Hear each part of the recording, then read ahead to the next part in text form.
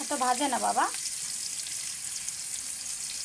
শালগম আলুর তরকারি, ডিম কে রান্না করবো, ডিম শালগম আলুর তরকারি তরকারি বাবা